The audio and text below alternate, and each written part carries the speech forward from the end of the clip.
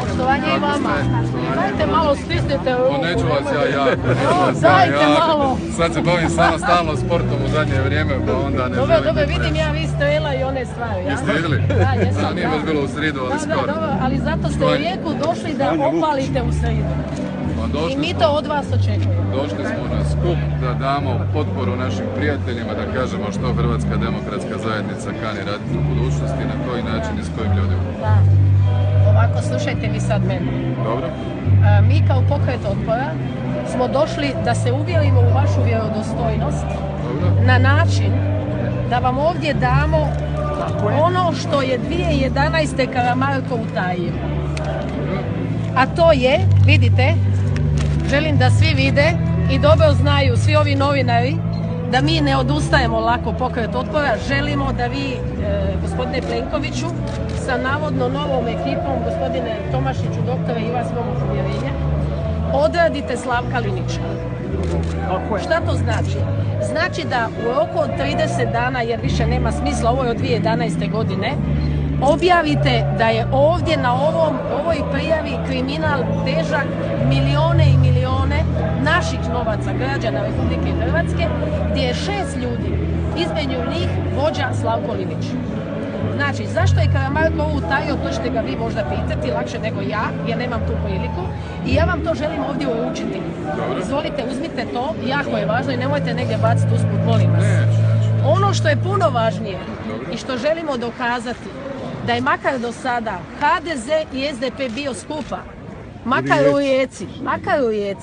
Ovdje svi vide Linića i Ježića. Ovdje svi vide Ježića i Obersnela. Ovdje vidimo Hrvatske ceste i Linića i Ježića. Takvih materijala vam imamo jednu kariolu. Ali vas sad nećemo zamarati s tim i znam da ste nam dali jako malo vremena, iako zaslužujemo više, iako mi vas 25 godina slušamo i trpimo. Ja ću vam sad i ovo dati kao dokaz, corpus delicti, i molim vas, 30 dana. Dobro. Ja nisam policija, nikad ne kažem da ćemo nekog ovako, hapsiti kao neki samo malo, drugim dozvolite, gospodine Plenkoviću, dozvolite. Ovako, ne, vi ste europarlamentarac. Jesam, da. I vi ćete lakše doći do istine nego mi, kao običan puk. I molim vas, ne tjerajte nas da se dižemo na noge, da dolazimo pred Sabor, da dolazimo pred državne institucije, mi to ne želimo. Mi želimo to riješiti i dokazati to u pjesmi. Croatio i srcu te ljubim, to je u našim srcima svima ovdje. Da li je vama, to ćete nam dokazati kroz ovo. Dobro, ja nisam istražitelj, ali ima koji vi ne morate istraživati, vi samo pitajte što je s tim i dajte javnosti to do znanja. Može. Znači, obećajete nam svima. Obećajem da ću ovo dati ljudima koji o tome znaju više od mene, da će proučiti. Čekajte, ne kojim ljudima, ako je to Cvitan, zaboravite tu priču. Ako je to Bajić, zaboravite tu priču. Mi sad vama, Karamarko imao 2011. I gdje je on sada? Mene zanima. On je ugrozio nacionalnu sigurnost, gospodine Plenkoviću, i ne odgovara. Mi smo kao pokret ispisali 2 grafita, svi imamo kaznene prijave. Ja ću ovo pregledati. Molim vas. Znači, obećali.